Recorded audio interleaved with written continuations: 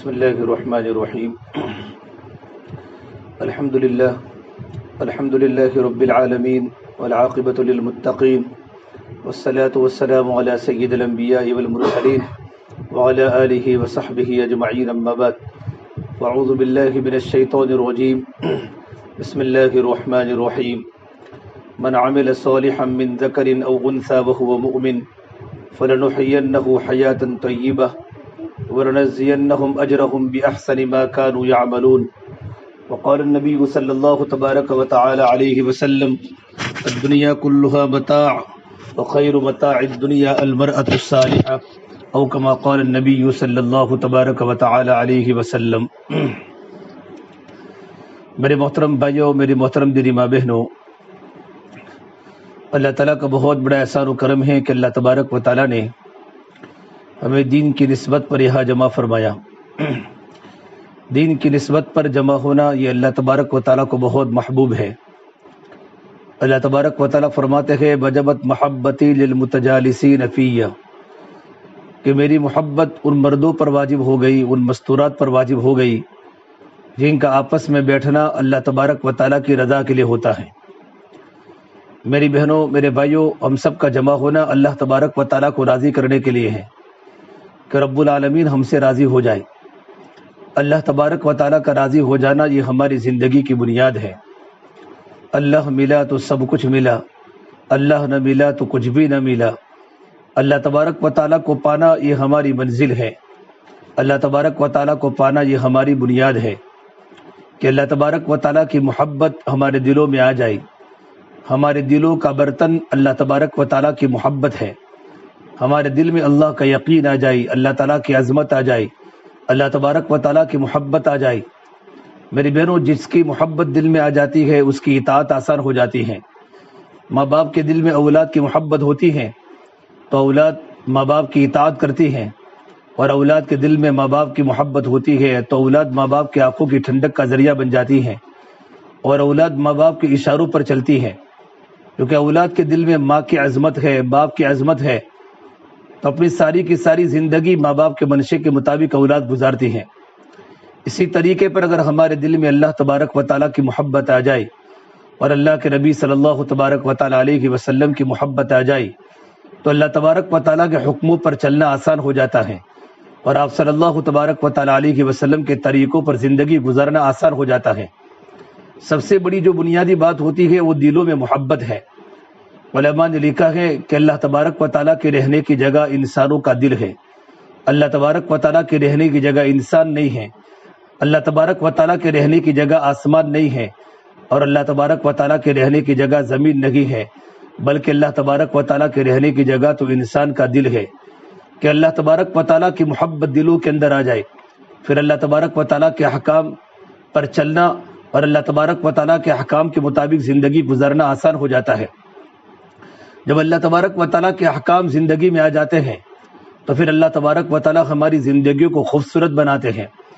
یہ بات اللہ نے قرآن کریم میں فرمائی: من عمل صالحا من ذکر او انثى وهو مؤمن فلنحيينه حیاة طیبہ، کہ جو لوگ جن کی زندگی میں نیک اعمال ہے، جن کی زندگی میں اچھے اچھے کام ہیں، پردے کی پابندی ہے، نمازوں کی پابندی ہے، قرآن کریم کی تلاوت کی پابندی ہے، اللہ کے ذکر کی پابندی ہے، اللہ کے راستے میں نکلنے کی عظمت ہے، کہ دنیا کی مختصر زندگی میں اچھے اچھے کام کیے ہیں، تو اللہ تبارک و تعالیٰ کا وعدہ ہے کہ نیک کام کرنے کی وجہ سے ہم تمہاری زندگی کو خوشگوار بنائیں گے. اللہ تبارک و تعالیٰ ہماری دنیا اچھی بنائیں گے، ہماری دنیا خوشگوار بنے گی، چین والی بنے گی، سکون والی بنے گی. اللہ تبارک و تعالیٰ کی طرف سے رحمتیں آئے گی. اللہ تبارک و تعالیٰ زندگی میں برکت ڈالے گا. اللہ تبارک و تعالیٰ عمر میں برکت ڈالے گا. میاں اور بیوی کے درمیان اللہ تعالیٰ محبت کو ڈالے گا کہ شوہر اپنی بیوی سے محبت کرے گا، بیوی اپنے شوہر سے محبت کرے گی، اور اللہ تبارک و تعالیٰ اولادوں کو ماں باپ کی آنکھوں کی ٹھنڈک کا ذریعہ بنائے گا. ہمارے گھروں پر کم آمدنی ہوگی، کم آوک ہوگی ہمارے شوہر کی، لیکن نیک اعمال کی بنیاد پر اللہ تبارک و تعالیٰ گھروں میں روزی کی برکتیں ڈالے گا، اور اللہ تعالیٰ برکتوں کے دہانے کھولے گا. نیک عمل کا بہت بڑا فائدہ ہے. قرآن کریم اللہ تبارک و تعالیٰ فرماتے ہیں کہ جو مرد نیک عمل کرے گا یا جو عورت نیک عمل کرے گی اسی کا فائدہ اسی کو ہونے والا ہے.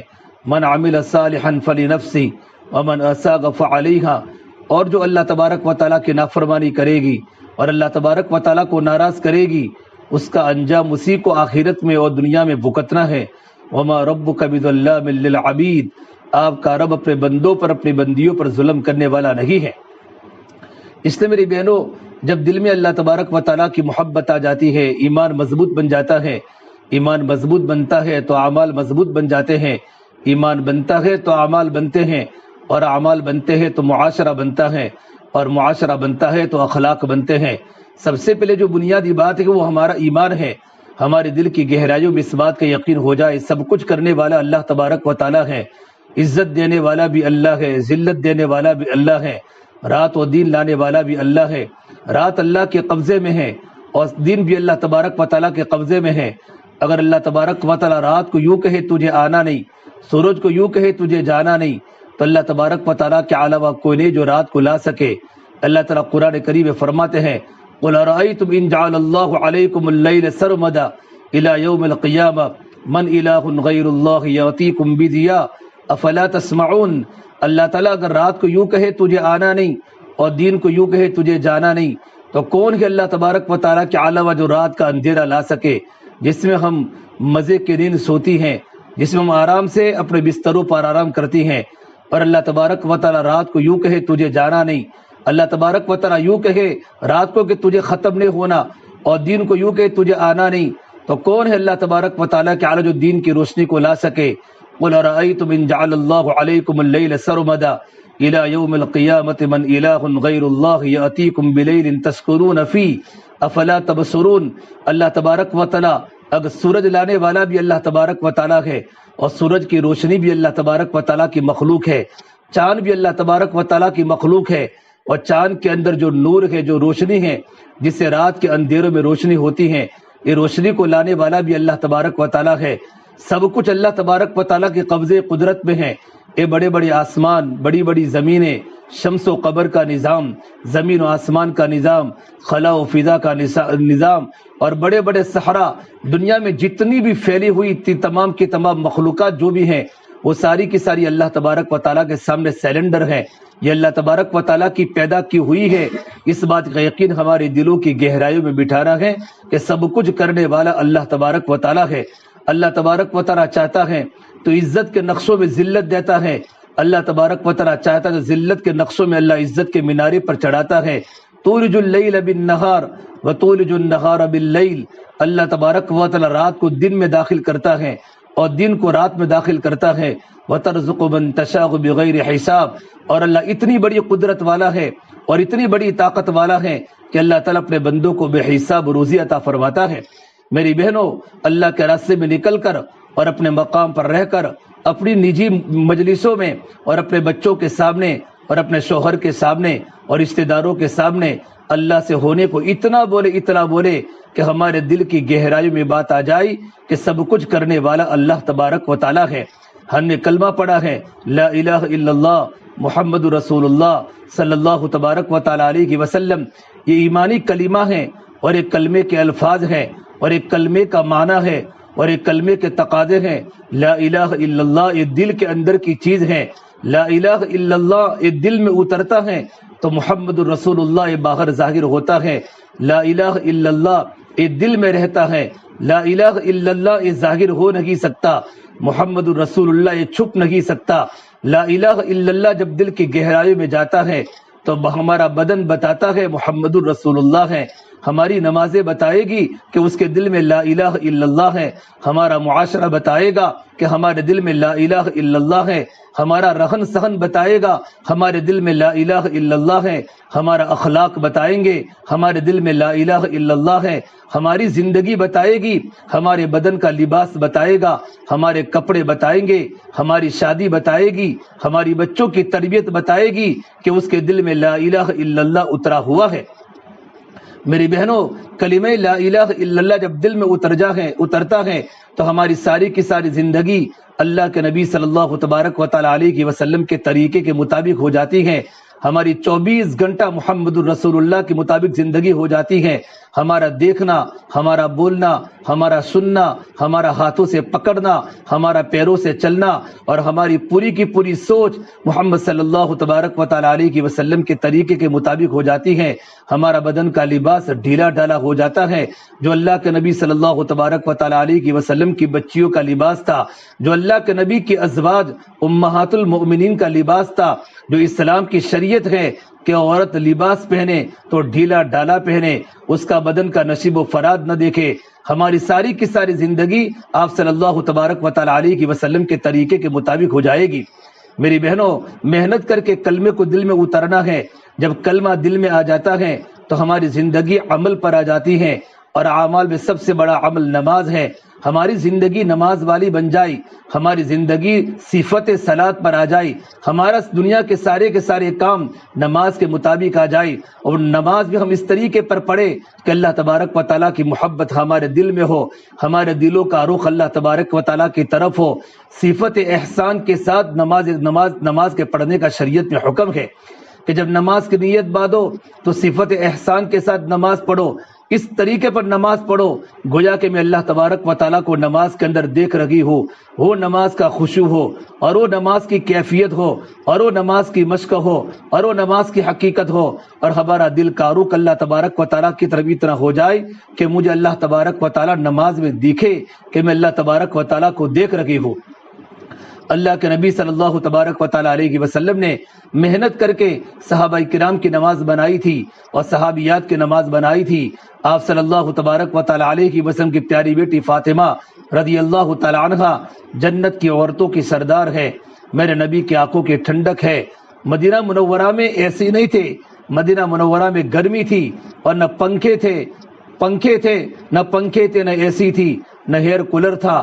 عرب کا جنگل ہوتا تھا، عرب کے صحراؤں میں گرمی بہت لگتی ہے، لوگ پسینے سے شرابور ہو جاتے ہیں، اتنی خطرناک گرمی ہوتی اور اتنی خطرناک سردی ہوتی۔ سردی کے موسم میں حضرت فاطمہ رضی اللہ عنہا، سردی کے موسم میں راتیں لمبی لمبی ہوتی ہیں۔ اللہ کے نبی کی پیاری بیٹی فاطمہ اندر ایمان بنا ہوا تھا، اللہ کی محبت بنی ہوئی تھی، ایمان اندر کا تقاضا کر رہا تھا، تو پوری رات اللہ تبارک و تعالیٰ کے سامنے کھڑے ہو کر نماز پڑھتی تھی، اللہ تبارک و تعالیٰ کو مناتی تھی۔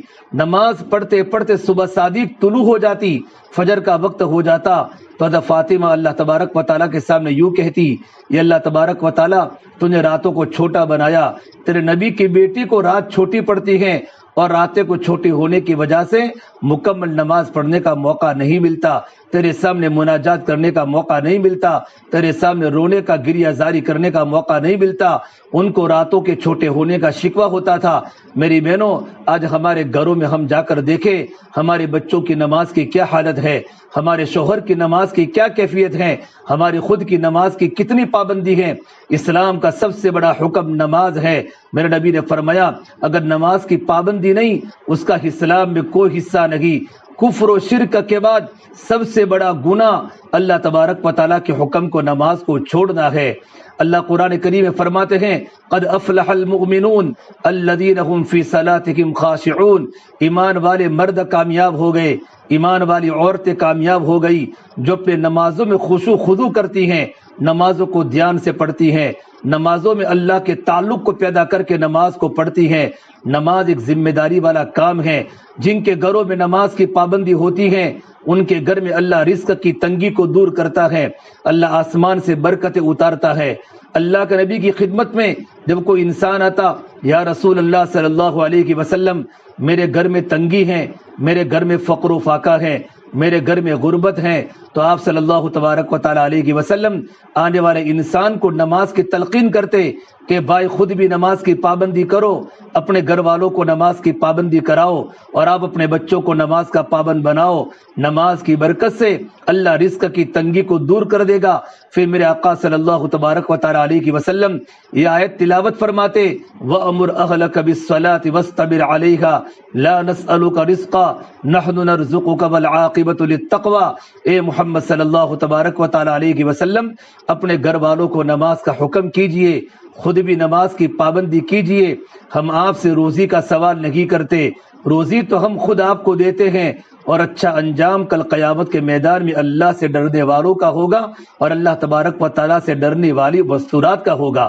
جن کے دلوں میں ایمان ہے، جن کے دلوں میں اللہ تبارک و تعالیٰ کا تقوی ہے، اللہ تبارک و تعالیٰ کا ڈر ہے، ان کو مرنے کا احساس ہے، فکر آخرت ہے کہ ہم سب کو مر کر جانا ہے اور مرنے کے بعد کل قیامت کے میدان میں اللہ تبارک و تعالیٰ کے سامنے اپنی زندگی کا حساب دینا ہے۔ میری بہنوں، سب سے پہلے جو سوال ہوگا قبر میں جانے کے بعد، سب سے پہلے نماز کا سوال ہوگا، اور آخرت میں اللہ تبارک و تعالیٰ نماز کا سوال کریں گے۔ یہ نماز بہت بڑی اہم ترین اللہ تبارک و تعالیٰ کی عبادت ہے، اللہ کے نبی کی آنکھوں کی ٹھنڈک ہے۔ میری بہنوں، خود نماز کی پابندی کرو۔ ہم جیسے کہ ہمارے کان میں اذان کے کلمات پڑے، ہم اذان کے کلمات کا جواب دے۔ ہم کھانا کھاتی ہو، ہم برتن دھوتی ہو، ہم کھانا پکاتی ہو، ہم دنیا کا کوئی بھی گھر میں کام کرتی ہو، ہمارے کان میں اذان کی آواز پڑے، اسی وقت اپنا گھر کا کام کاج بند کر دیوے، اذان کے کلمات کا جواب دیوے، اللہ اکبر اللہ اکبر۔ اللہ تبارک و تعالیٰ سمجھانا چاہتے ہیں، میری بندی اب تیرے گھر کے کام چھوٹے ہیں، میں بڑا ہوں، تیرے گھر کے جھاڑو لگانا چھوٹا ہے، میں بڑا ہوں، تیرے گھر کے برتن چھوڑے ہیں، میں بڑا ہوں، تیرے 5 سونے چاندی کے زیورات وہ چھوٹے ہیں، میں بڑا ہوں۔ اب اللہ کی بڑائی کے بول سنائے جا رہے ہیں، میری بندی تو اللہ کی بڑائی کے بول سن اور اللہ کی بڑائی کے بول تو بول، اذان کے کلمات کا جواب دے۔ اذان مکمل ہو جاوے، اذان کے مکمل ہونے کے بعد پھر کیا کرنا ہے؟ اذان کے بعد کی دعا پڑھنا ہے، اور دعا پڑھتے ہی فوراً اچھی طریقے پر وضو کرنا، وضو میں سنتوں کی فرائض کی رعایت کرنا، اچھی طریقے پر وضو کر کے اللہ تبارک و تعالیٰ کے سامنے گھر کی کوٹھڑی میں کھڑے ہو کر نماز پڑھنا، یہ اللہ کو بہت پسند ہے۔ اللہ کے نبی صلی اللہ تبارک و تعالیٰ علیہ وسلم کی ازواج جو ہماری مائیں ہیں، امہات المؤمنین ہیں، اور اللہ کے نبی کی بیٹیاں اور صحابیات اذان کے کلمات کو سننے کے بعد فوراً اللہ کی طرف متوجہ ہو جاتی تھی، اپنے گھروں کے کام چھوڑ دیتی تھی، اپنے گھروں کے برتن چھوڑ دیتی تھی، اور گھنٹوں گھنٹوں اللہ تبارک و تعالیٰ کے سامنے دل لگا کر نماز پڑھتی تھی۔ میری بہنوں، قرآن کریم میں اللہ کا حکم ہے، اپنے گھر والوں کو نماز کا حکم کیجئے، خود بھی نماز پر جمیے۔ جب بیوی نماز کی پابندی کرے گی تو بیوی کو دیکھ کر شوہر نماز کی پابندی کرے گا، جب ماں نماز کی پابندی کرے گی، ماں کو دیکھ کر اولاد نماز کی پابندی کرے گی۔ سب سے پہلے ماں باپ کو نماز کا پابند ہونا ہوگا، ماں باپ نماز کی پابندی کریں گے تو اولاد نماز کی پابندی کرے گی، اور سب سے پہلے بنیادی چیز تو ماں ہے۔ ماں کی زندگی میں اللہ کا دین ہوگا تو اولاد کی زندگی میں اللہ تبارک و تعالیٰ کا دین ہوگا۔ علماء نے لکھا ہے کہ اولاد کی تربیت کے اندر سب سے زیادہ ہاتھ جو ہوتا ہے وہ ماں کا ہاتھ ہوتا ہے۔ ماں تو بچوں کا پہلا مدرسہ ہے کہ ماں کی زندگی میں جتنا اللہ کا ڈر ہوگا اتنا اولاد کی زندگی میں اللہ تبارک و تعالیٰ کا ڈر آئے گا۔ آپ نے گھروں میں دیکھا ہوگا، جب گھر پر تم مصلی بچھاتی ہو، تم نماز پڑھنے کا ارادہ کرتی ہو، تو تمہارے چھوٹے چھوٹے بچے تمہاری گھر میں نقل کرتے ہیں، ماں رکوع کرتی ہے تو بیٹا رکوع کرتا ہے، ماں سجدہ کرتی ہے تو بیٹا سجدہ کرتا ہے، ماں قاعدہ کرتی ہے تو بیٹا قاعدہ کرتا ہے، کہ چھوٹے چھوٹے بچے ماں کی نقل کرتے ہیں۔ ماں قرآن پڑھتی ہے تو بیٹا قرآن پڑھنے کی کوشش کرتا ہے، ماں ذکر کرتی ہے تو بیٹا سبحان اللہ بولتا ہے، الحمدللہ بولتا ہے۔ ماں جو سکھاتی ہے بیٹا سیکھتا ہے، کہ اولاد گھر میں ماں باپ کی زندگی کو دیکھتی ہے۔ اگر ماں گانا گاتی ہے تو اولاد گانا گاتی ہے، ماں جھوٹ بولتی ہے تو اولاد جھوٹ بولتی ہے۔ اگر ماں اپنے بچوں کے سامنے موبائل کھول کر اگر غلط چیزوں کو دیکھتی ہے تو اولاد بھی ماں باپ کی چیزوں کو دیکھتی ہے۔ اولاد تو میری بہنوں ماں باپ کی نقل کرتی ہے۔ ہماری ذمہ داری ہے اپنے آپ کو گھروں میں دینداری کے ساتھ رکھے۔ اگر اپنے گھروں کو جنت کا باغ بنانا ہو اور اپنے اولادوں کو جہنم کی آگ سے بچانا ہو اور خود کو بھی جہنم کی آگ سے بچنا ہو، ہماری سب سے پہلی ذمہ داری اپنے گھر کے ماحول میں دینداری لانے کی کوشش کرے۔ ہمارا گھر جنت کا نمونہ اس وقت بنے گا جبکہ گھر کے بچے نمازی بنیں گے، لیکن گھر کے بچوں کی زندگی میں نماز اس وقت آئے گی جبکہ ماں باپ کی زندگی میں نماز ہو۔ اس لیے میرے نبی صلی اللہ تبارک و تعالیٰ علیہ وسلم نے فرمایا، جب بچہ پیدا ہو جائے اور بچے کے پیدا ہونے کے بعد آپ کو معلوم ہے سب سے پہلے بچے کے کان میں اذان پڑی جاتی ہے اور بچے کے دوسرے کان میں تکبیر پڑی جاتی ہے۔ یہ کیوں پڑی جاتی ہے؟ حالانکہ بچہ نہ اذان کو سمجھتا ہے نہ تکبیر کو سمجھتا ہے۔ اللہ تبارک و تعالیٰ کی طرف سے حکم ہے کہ سب سے پہلے بچوں کے کان کے راستے سے اتارنے والی جو چیز ہے وہ اللہ کی بڑائی ہے اور وہ اللہ تبارک و تعالیٰ کی کبریائی ہے کہ اللہ کی بڑائی کے بول اس کے کانوں کے راستے سے اس کے دل میں اتارنا ہے کہ بیٹا اللہ بڑا ہے، تیری ماں بڑی نہیں، تیرے ابو بڑی نہیں، جہاں تو پیدا ہوا وہ مکان بڑا نہیں، بلکہ اللہ تبارک و تعالیٰ بڑا ہے۔ پیدا ہوتے ہی بچے کی تربیت شروع ہو جاتی ہے کہ بچہ پیدا ہو جائے داہنے کان میں اذان پڑھو اور بائیں کان میں تکبیر پڑھو۔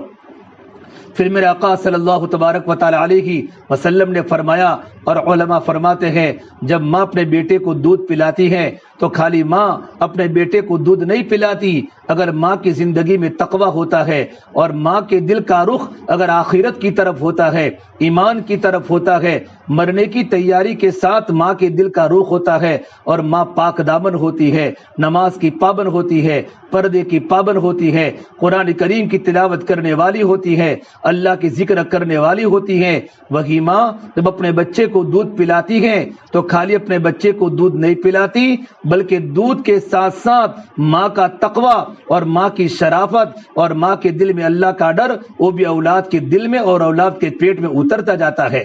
ماں کی شرافت دودھ کے ساتھ ساتھ اولاد کے پیٹ کے اندر منتقل ہوتی ہے۔ خدا نہ کرے اگر ماں کی زندگی میں اللہ کا ڈر نہیں ہے اور ماں موبائل کی دیکھنے والی ہے اور ماں خدا کی نافرمان ہے، اس کی زندگی میں نیکی نہیں، اس کی زندگی میں پردے کی پابندی نہیں، اس کی زندگی میں تقوی نہیں، اس کی زندگی میں شرافت نہیں، اگر وہی ماں اپنے بیٹے کو دودھ پلاتی ہے تو دودھ کے پلانے کے ساتھ ساتھ ماں کی گندگی کا اثر اور ماں کے دل میں جو اللہ کا ڈر نہیں ہے وہ ساری کی ساری باتیں دودھ کے ساتھ اولاد کے پیٹ کے اندر منتقل ہوتی ہے۔ اس لیے میری بہنوں ہماری ذمہ داری ہے اپنے آپ کو دیندار بنانا۔ حدیث پاک میں ہے جب بچہ پیدا ہو جاوے اور بچہ 7 سال کا ہو جاوے تو بچے کو نماز کی ترغیب دو۔ 7 سال کی عمر میں بچے کو نماز کے پڑھنے کی ترغیب دو، اور ہمارا بچہ جب 10 سال کا ہو جاوے تو 10 سال پر نماز نہ پڑھنے پر بچے کو مارو۔ یہ شریعت میں اللہ کے نبی صلی اللہ تبارک و تعالی علیہ وسلم کی طرف سے حکم ہے کہ بچے کو مارو، بچے کو ڈانٹو، بچے کو تنبیہ کرو کہ جب بچی 10 برس کی ہو جائے، جب لڑکا 10 برس کا ہو جائے ان کو نماز کے نہ پڑھنے پر مارو۔ میری بہنوں بچہ ٹیوشن نہیں جاتا تو ماں بچے کو مارتی ہے، بچہ کام نہیں کرتا تو ماں بچے کو مانتی ہے، لیکن کبھی کسی کے گھر میں یہ بات نہیں سنی ہوگی کہ بچہ 10 سال کا ہو چکا کہ نماز نہ پڑھنے پر باپ نے تنبیہ کی ہو، ماں نے تنبیہ کی ہو۔ دنیا کے کام کی عظمت ہمارے دل میں ہے، جب بچہ دنیا کا کام نہیں کرتا۔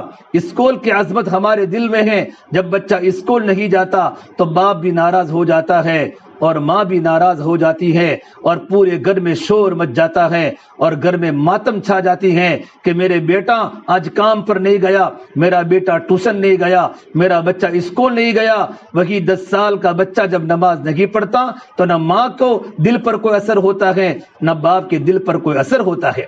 میری بہنوں ہم مسلمان ہیں، ہم نے کلمہ لا الہ الا اللہ محمد رسول اللہ پڑھا ہے۔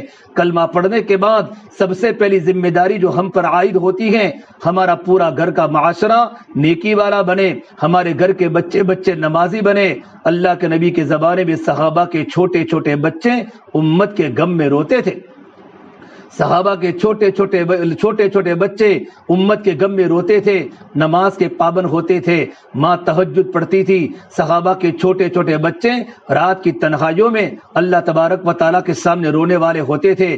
تو میری بہنوں ایمان و نماز یہ تو شریعت کا خاص حکم ہے، جتنا ہمارے دل کی گہرائیوں میں اندر کا ایمان مضبوط ہوگا اللہ تبارک و تعالیٰ کی طرف سے احکام کی ہماری زندگی میں پابندی آئے گی۔ تو ہم نمازوں کی پابندی کریں، اور نماز کیسے پڑھنا اس کے لیے علم کا جاننا ضروری ہے۔ نماز ہم کیسے پڑھیں، اس کے نماز کے موٹے موٹے مسائل، نماز کے فرائض کیا ہیں، نماز کے واجبات کیا ہیں، نماز کی سنتیں کیا ہیں، ہم اس کو سیکھیں گے تو ہماری نماز مکمل ہوگی، نماز کے پڑھنے کا لطف آئے گا اور نماز کے پڑھنے کا مزہ آئے گا۔ اس کے لیے ضروری ہے ہم موٹی موٹی معلومات حاصل کریں۔ حدیث پاک میں ہے علم کا حاصل کرنا ہر مسلمان مرد پر بھی فرض ہے، ہر مسلمان عورت پر بھی فرض ہے۔ اتنا علم حاصل کرنا ہر ایک پر فرض ہے جو حلال و حرام کی پہچان کر سکے۔ اتنا قرآن کریم کا پڑھنا ضروری ہے جو ہم قرآن کریم نماز میں پڑھ سکے، جس کے ذریعے ہماری نماز صحیح ہو جائے۔ میری بہنوں، اللہ کے راستے میں نکل کر اور اپنے گھروں میں رہ کر اپنے بچوں کے پاس، اپنے شوہروں کے پاس ہم قرآن کریم کو سیکھیں۔ قرآن کریم کا سیکھنا بہت ضروری ہے۔ قرآن کریم کا اتنا سیکھنا ضروری ہے کہ ہم اللہ تبارک و تعالیٰ کی معرفت کو حاصل کریں، اپنی نماز کو صحیح کریں۔ اس سے علم کو حاصل کرنا ضروری ہے۔ علم کے ساتھ ساتھ ہمارے دل میں اللہ تبارک و تعالیٰ کا دھیان پیدا ہو جائے۔ 24 گھنٹے ہماری زبانیں اللہ تبارک و تعالیٰ کے ذکر کے ساتھ ہو۔ ہمارے مرد بھی ذاکر بنے، ہمارے بچے بھی ذاکر بنے، ہم بھی ذکر کرنے والی بنے۔ صبح شام کی تسبیحات کی پابندی ہو، قرآن کریم کی تلاوت کی پابندی ہو، موقع مغل کی دعائیں ہم پڑھتی رہے۔ میری بہنوں، قرآن کریم کی تلاوت ہر گھر میں زندہ ہو رہی ہو۔ آج ہمارے گھروں میں جو وبال ہیں، گھروں میں جو مصیبتیں ہیں اور ہمارے گھروں میں جو پریشانیاں ہیں، اس کی بنیادی وجہ ہمارے گھروں میں قرآن کریم کی تلاوت نہیں ہوتی۔ صرف رمضان میں ہمارے گھر میں قرآن کریم کی تلاوت ہوتی ہے۔ میری بہنوں، پابندی کے ساتھ ہم روزانہ آدھا پارہ قرآن کریم پڑھے، پاؤں پارہ قرآن کریم پڑھے، ایک پارہ قرآن کریم کی تلاوت کرے۔ اس کے علاوہ فجر کی نماز کے بعد سورہ یاسین کی پابندی کرے، مغرب کی نماز کے بعد سورہ تبارک الذی کی پابندی کرے اور الف لام میم سجدہ کی پابندی کرے، اور عشاء کی نماز کے بعد سورۃ الواقعہ کی پابندی کرے۔ یہ 4 صورتیں یہ اللہ کے نبی صلی اللہ تبارک و تعالی علیہ وسلم کا معمول تھا، صحابیات کا معمول تھا، اللہ کے ولیوں کا معمول تھا، اور یہ مسنون ہے۔ اللہ کے نبی صلی اللہ تبارک و تعالی علیہ وسلم کی طرف سے ترغیب ہے۔ اللہ کے نیک بندے اور اللہ کی نیک بندیاں دنیا میں جتنی بھی ہیں، وہ کبھی سورہ یاسین کی تلاوت نہیں چھوڑتی۔ میری بہنوں، فجر کی نماز کے بعد کا وقت یہ اللہ کے ذکر کا ہے، سورہ یاسین کی تلاوت کا ہے، قرآن کریم کی تلاوت کا ہے۔ فرمایا میرے نبی صلی اللہ تبارک و تعالی علیہ وسلم نے، ہر انسان کا دل ہوتا ہے، میری امت کا دل سورہ یاسین ہے۔ سورہ یاسین قرآن کریم کا دل ہے۔ جن کے گھروں میں سورہ یاسین پڑھی جاتی ہیں، ان کے گھروں میں اللہ کی رحمتیں اترتی ہیں، اللہ کی برکتیں اترتی ہیں، اور قبر کے عذاب سے نجات کو پانا ہو تو مغرب کی نماز کے بعد ہمارے گھر میں سورہ تبارک الذی پڑھی جا رہی ہو، اور گھروں میں روزی کی برکت لانی ہو تو عشاء کی نماز کے بعد سورۃ الواقعہ پڑھی جا رہی ہو۔ اللہ کے نبی کے پیارے صحابی حضرت عبداللہ مسعود رضی اللہ تعالیٰ عنہ پابندی کے ساتھ اپنے بچوں کو سورہ واقعہ کی تلاوت کرایا کرتے تھے، اور میرے نبی نے فرمایا کہ جن کے گھروں میں سورہ واقعہ پڑھی جاتی ہے ان کے گھروں میں کبھی فاقہ نہیں آتا۔ تو میری بہنوں، قرآن کریم کی تلاوت ہم خود بھی کریں۔ ہم گھر میں خود قرآن کریم پڑھیں گے، ہم کو دیکھ کر ہمارا شوہر پڑھے گا، ہمارے بچے پڑھیں گے۔ ہمارے بچے جب مدرسے میں سے پڑھ کر آوے، ان کو راتوں کو گھر پر بٹھاوے، بیٹا تمہارے استاد نے قرآن کریم میں کیا پڑھایا، تم کو کتاب میں کیا پڑھایا۔ جب ماں، کتنی عورتوں نے اپنی جوانی میں قرآن کریم کو نہیں سکھا تھا، لیکن بچوں کو مدرسے میں پڑھنے کے لیے بھیجا تو بچوں کے پاس ماں باپ نے قرآن کریم کو پڑھتے ہوئے سیکھا ہے۔ میری بہن، اس کے ساتھ ساتھ ہم تسبیحات کی پابندی کریں۔ صبح شام 3 تسبیحات کی پابندی ہو۔ تیسرا کلمہ سبحان اللہ والحمد للہ ولا الہ الا اللہ واللہ اکبر، یہ 4 بڑے بڑے کلمے ہیں، اور ولا حول ولا قوت الا باللہ العلی العظیم، ان کلمات کی پابندی صبح شام 100 مرتبہ ہماری زبان پر تیسرا کلمہ ہو، اور 100 مرتبہ درود شریف ہو۔ اللہ کے نبی صلی اللہ تبارک و تعالی علیہ وسلم کے اس امت پر لاکھوں احسانات ہیں، ہم اللہ کے نبی صلی اللہ تبارک و تعالی علیہ وسلم کے احسانات کو نہیں چکا سکتی۔ کم سے کم ہم صبح شام ہماری زبان پر درود شریف کا معمول ہو، اور ہم استغفار کریں۔ 24 گھنٹے ہماری زندگی گناہوں میں گزرتی ہے، ہمارا اٹھنا بھی گناہوں کے ساتھ ہے، ہمارا بیٹھنا بھی گناہوں کے ساتھ ہے۔ میری بہنوں، ہماری زبان پر استغفار ہو، استغفر اللہ استغفر اللہ استغفر اللہ من ذنب واتوب الیہ، استغفر اللہ الذی لا الہ الا هو الحی القیوم واتوب الیہ۔ یہ 3 کلمات میں سے جو بھی کلمہ آوے، کم سے کم استغفر اللہ ہم صبح میں 100 مرتبہ پڑھے، ہم شام کو 100 مرتبہ پڑھے۔ میری بہنوں، گھر میں جھاڑو لگاتے لگاتے بھی اللہ کا ذکر کرے، کھانا پکاتے پکاتے بھی اللہ کا ذکر کرے، برتن دھوتے دھوتے بھی اللہ کا ذکر کرے۔ اس صبح شام کی تسبیحات و عادت کو ڈالنے کے لیے ہے۔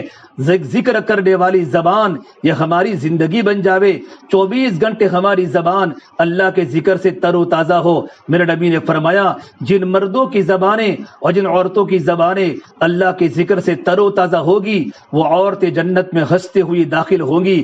لا الہ الا اللہ محمد الرسول اللہ صلی اللہ علیہ وسلم کا ورد ہماری زبان پر 100 مرتبہ آ جائے۔ اللہ توفیق دے ہم کھانا بناوے تو اللہ کو یاد کرتے کرتے بناوے، آٹا گندے تو اللہ کو یاد کرتے کرتے آٹا گندے، گھروں میں برتن کو صاف کرے یا برتن کو ماجے تو ذکر کرتے کرتے برتن کو ماجے۔ شیخ الحدیث مولانا محمد زکریا صاحب رحمۃ اللہ کی بیٹیاں جب کھانا پکاتی تھی تو کھانا پکاتے پکاتے پکاتے چولہے پر روٹیاں پکاتی اور تنور پر روٹیاں پکاتی۔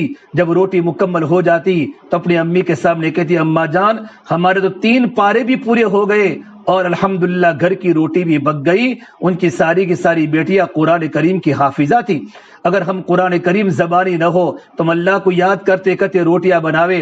اور میری بہنوں موقع مغل کی دعائیں ہم پابندی کے ساتھ پڑھے۔ کھانے کے پہلے کی دعا کیا ہے، کھانے کے بعد کی دعا کیا ہے، سونے کے پہلے کی دعا کیا ہے، سونے کے بعد کی دعا کیا ہے۔ یہ تمام کی تمام دعائیں بڑی بڑی مشکلوں سے بچنے کے لیے ہیں، بڑی بڑی آفات سے بچانے کے لیے اللہ کے نبی صلی اللہ تبارک و تعالی علیہ وسلم نے ہمیں دعائیں پڑھنے کا حکم دیا ہے۔ ہم بھی دعائیں پڑھے، اپنے بچوں کو دعائیں سکھاوے۔ گھر میں داخل ہوتے وقت سلام کر کے داخل ہوئے، گھر میں داخل ہوتے وقت سورہ اخلاص پڑھ کے داخل ہوئے، یہ ہماری ترتیب ہو۔ گھر میں داخل ہونے کی دعا ہے، گھر سے نکلنے کی دعا ہے۔ جب گھر سے باہر نکلے تو باوضو نکلے، پردے کے ساتھ نکلے۔ میری بہنوں اس کے ساتھ ساتھ ہمارے گھروں کے اندر اکرام کا جذبہ پیدا ہو جائے، ہمارے دل میں خدمت خلق کا جذبہ پیدا ہو جائے کہ میں اپنے ساسو کی خدمت کروں، اپنے سسر کی خدمت کروں، اور سب سے پہلے مجھ پر جو حقوق ہے میرے شوہر کا حق ہے۔ میرے نبی نے فرمایا اگر میں کسی کو سجدہ کرنے کی اجازت دیتا تو بیوی کو کہتا کہ اپنے شوہر کے سامنے سجدہ کرے۔ شوہر کی باتوں کو ماننا ہے میری بہنوں۔ شوہر ہوتا ہے، پورا دن تھک کے آتا ہے، مزدوری کر کے آتا ہے، گرمی کا موسم ہو، برسات کا موسم ہو، ٹھنڈی کا موسم ہو، اپنے بال بچوں کو حلال روٹی کھلانے کے لیے رکشہ چلاتا ہے، آٹو چلاتا ہے، تب جا کر پسینے کی کمائی کما کر گھر پر آتا ہے۔ بیوی کی ذمہ داری بنتی ہے اپنے شوہر کو اچھے انداز سے ان کا استقبال کرے، گھر سے جب شوہر نکلے ان کو دعاؤں کے ساتھ روانہ کرے، ہماری ذمہ داری بنتی ہے۔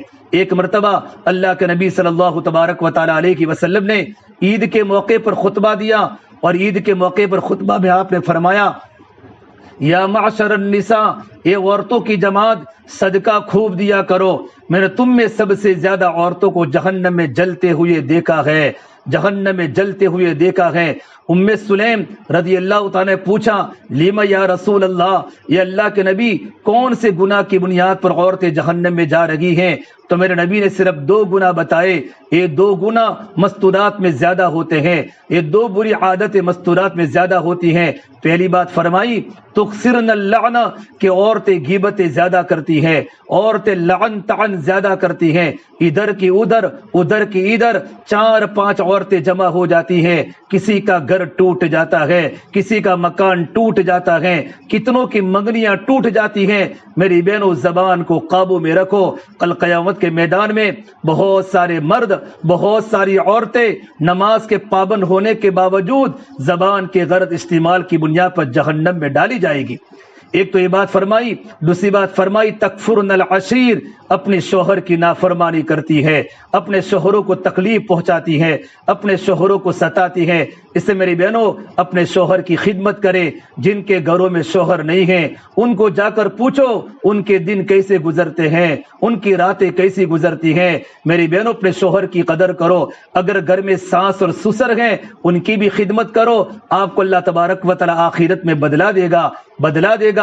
اپنے گھر پر اپنی نڑد آوے ان کا اکرام کرو، آپ کے شوہر کی بہن آپ کی بہن ہے، ان کو عزت دو، ان کو کھانا کھلاؤ، پڑوسیوں سے اچھا برتاؤ کرو، رشتہ داروں سے اچھا برتاؤ کرو۔ اپنے شوہر کے جتنے بھی رشتہ دار ہیں یہ تمہارے رشتہ دار ہیں، ان کو اچھے طریقے پر ملنا، اپنے گھر پر آوے ان کا اکرام کرنا، یہ ساری کی ساری ہماری ذمہ داری ہے۔ خدمت کرنا، ہمارے دل میں اکرام کی ساری صفتیں آ جائے، انصاف آ جائے، انصاف آ جائے، احسان آ جائے، اور ایثار آ جائے، خود بھوکے رہ کر غریبوں کو کھلانے والے بنے، پڑوسیوں کو کھلانے والے بنے۔